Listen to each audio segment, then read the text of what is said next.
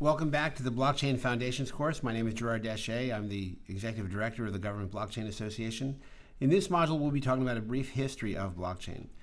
I think this is one of the most important modules in the course because unless you understand the drivers behind why Bitcoin and blockchain kind of came to being, without really understanding what those drivers are, you can't really understand why it's important, what makes it different than, say, just a distributed database technology, and where is it going in the future, right?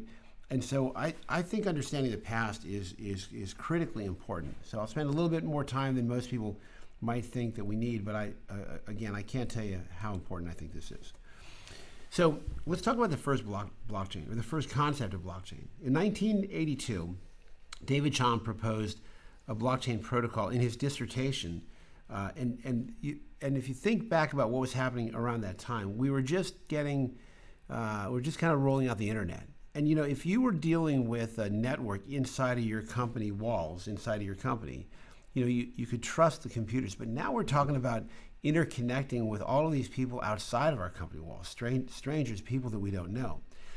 So this dissertation that David wrote about was called Computer Systems Established, Maintained, and Trusted by Mutually Suspicious Groups, right?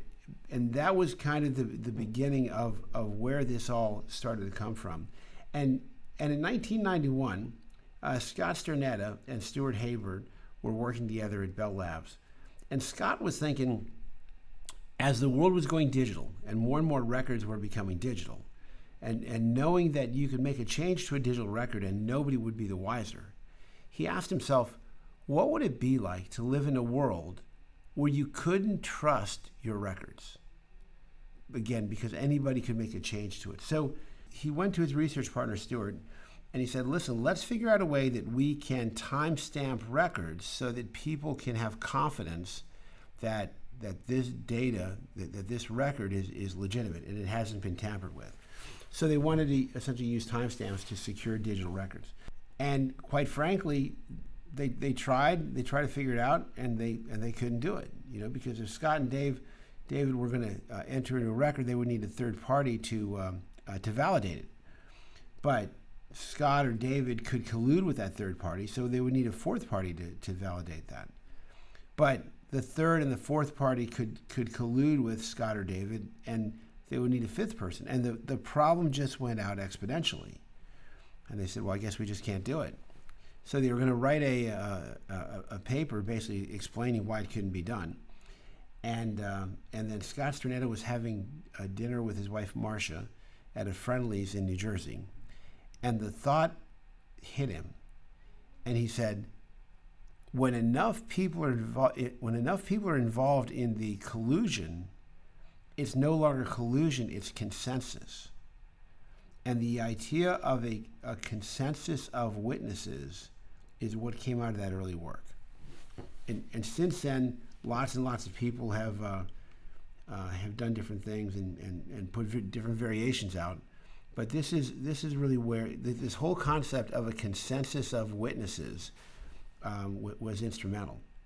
Now, what David Chaum brought to it was, and Scott and Stuart, was this concept of putting records into a block, right, and having the block essentially come out every certain period of time, and time stamping it, and then using cryptography to link them together. We'll talk in a little bit more detail about how that works a little bit later in the course.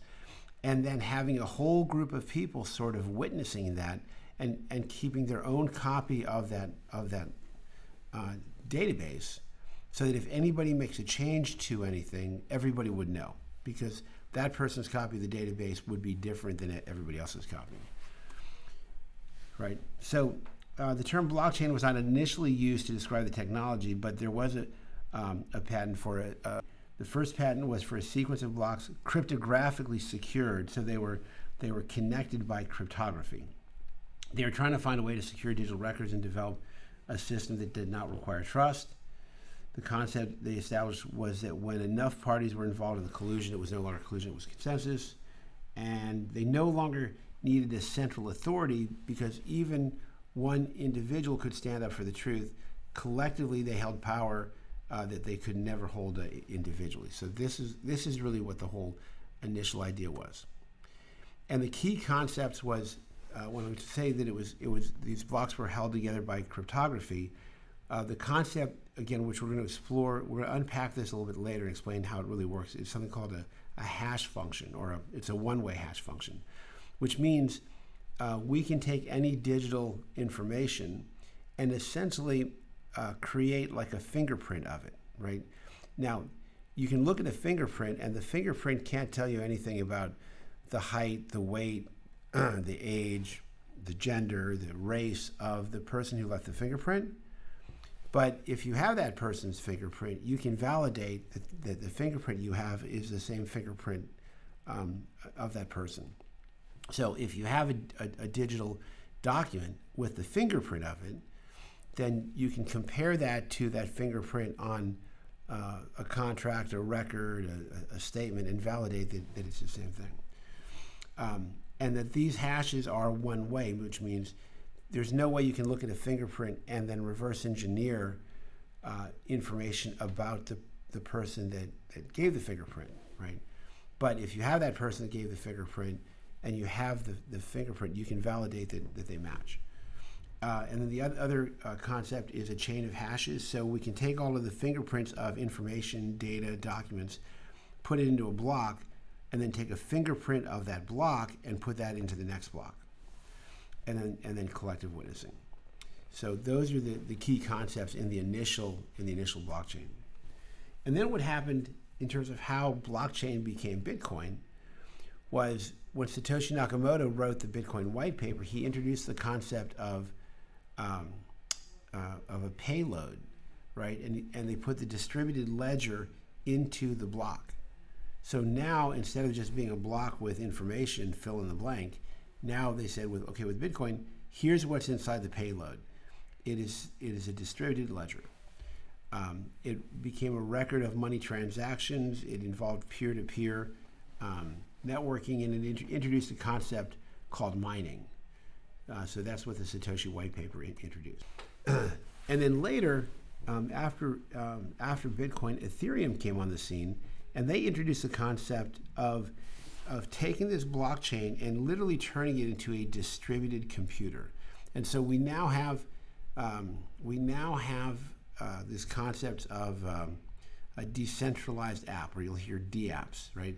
And these essentially are applications that run on multiple computers. It doesn't run on just one computer. Ethereum also introduced the concept of smart contracts, where you can take any business process and literally create code so that when certain triggers are activated, money is sent to different parties. And it introduced the concept of gas or fees as a monetary system other than mining. And then in 2008, the Bitcoin white paper appeared. The author apparently is Satoshi Nakamoto. We don't know if this is a person or a group. We don't know if Satoshi Nakamoto is a man, woman, or alien, or any other rare combination. We just don't know. But we do know that much of his work was built on the work that Scott Sternetta and Stuart Haber did. If you look at their 8 references in their Bitcoin white paper, 3 of the 8 references belong to Scott and his research partner, Stuart. So this came out in 2008. Now, what was going on in 2008? Well, it was a giant financial crisis, right? The world's the worst financial crisis since the Great Depression of the 30s, right? We had the subprime mortgage crisis, we had the international banking crisis, the European debt crisis, right? And it was thought that financial institutions were just too big to fail. So the governments just bailed them out, right? And the response was, why are you bailing them out when all of these people on the street have to pay the price? And there was a great social outpouring of animosity and hostility towards large financial institutions, right? The response was, we saw Occupy Wall Street, we saw massive bailouts, we saw just all kinds of social upheaval. And why do we think that this has anything to do with the Bitcoin white paper. If you look at the very first block in the Bitcoin white paper, or sorry, in the Bitcoin blockchain, you'll see a copy of the headlines from, it's either the Times of London or the New York Times. They talk about the bailout of the banks from this. So we highly suspect that this set of turmoil and tension was very influential in the thought process of Satoshi Nakamoto, whoever he, she, or they are. So this is a little bit about the white paper. It's very brief. It's only, I think, about 8 pages. So you can feel free to download it and read it. And then what I can't say it started there, but what continued there was a distrust of very large, powerful institutions. And if you look at this graph down here in the middle, right, public trust in government had been declining since about the late 1950s, and it continues. We're not. It's continued for quite a while. And I like this cartoon here, right? I'm from the government and I'm here to help, right? Nobody believes that, right? It may be true, but nobody believes it. When we see headlines like 5,300 Wells Fargo employees are fired for creating millions of fake accounts, all of this sort of feeds this distrust for large institutions and government in particular. And that was followed up by a sweeping populist movement globally, right? And in the United States, we saw Bernie Sanders and Donald Trump. They both had a populist message, an anti-establishment message. And politically, it was very powerful. It also occurred at the same time that Brexit was occurring, right? Brexit was trying to get out from the control of a larger, more powerful European Union. So all of these forces, right? The distrust of the banks, the distrust of government, the libertarian, anti-establishment movement, right? Occupy Wall Street. All of those things just poured fuel in the fire of this thing called Bitcoin, which essentially was a technology that sits on this thing called blockchain.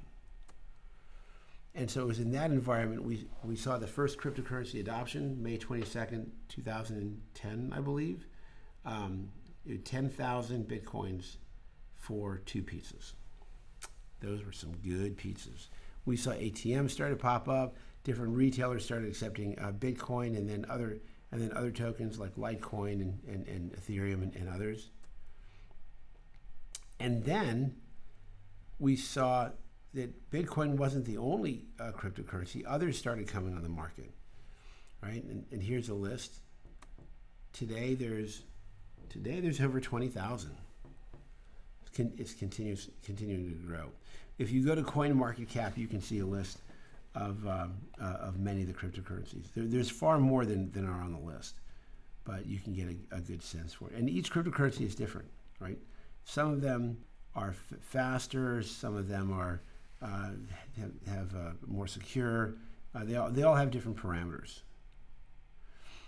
And from all of those different cryptocurrencies and blockchains, we started to see a whole ecosystem develop of applications and organizations like the GBA, exchanges, right, financial services, infrastructure, right. There's a huge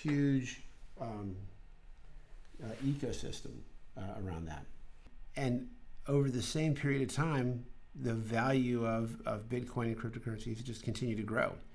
So in 2009, if you had $1, you could either take that dollar, put it under your pillow, or you could use it to buy 500 Bitcoins. By the end of 2020, that same dollar under your pillow would have given you about 83 cents of purchasing power. But those 500 Bitcoins by the end of 2020 would have given you, let's see, 100,000 million, but $9 million worth of purchasing power. Now, it goes up, it goes down, it goes up, it goes down, right? It goes up like crazy, it drops, it stays low for 2 years, and it comes back up. It is volatile. So why do we believe it's always going to go up? Because the alternative right now is fiat currency, and governments cannot control spending. They just can't do it. And there's a lot of different cryptocurrencies. Some are, some you may think are good, some you may think are bad. But this concept of cryptocurrency that's not cannot be manipulated by people, I think at the end of the day, those are going to win out. A lot of this is opinion driven, right? There are other people that think that central bank digital currencies that are controlled by a bank is the way to go. There's a lot of different thoughts about this. So what we're going to try to do throughout the course is let you know what these different things are and then come to your own conclusion. Here's just sort of a little timeline of history up through 2008. Most of the stuff we've already talked about. And then from Bitcoin was the first sort of major blockchain, right? Scott Sternetta and these other folks had put blockchains in place, but it didn't really kind of pick up like Bitcoin did. Bitcoin really just kind of threw it out there. And then Ethereum, it says here is the first fork. Actually, that's not technically not true. It's a copy of it. So we'll be updating the slides. But essentially, Ethereum did come from Bitcoin. It's just not technically a fork. And then we started seeing, in addition to all kinds of different tokens, we started seeing all kinds of different blockchains, right? Some use less energy, some are more decentralized, some are more extensible, some have more features, some are more private, some are less private. Some are, we have these things called privacy coins, right, which are completely anonymous. Some do more transactions per second, some have faster confirmations.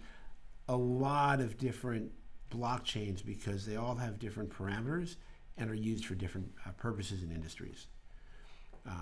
But there's just been an explosion of both the tokens and the blockchains. And the next set of slides that we'll go through are the benefits of blockchain. So we'll come back and do that next module shortly.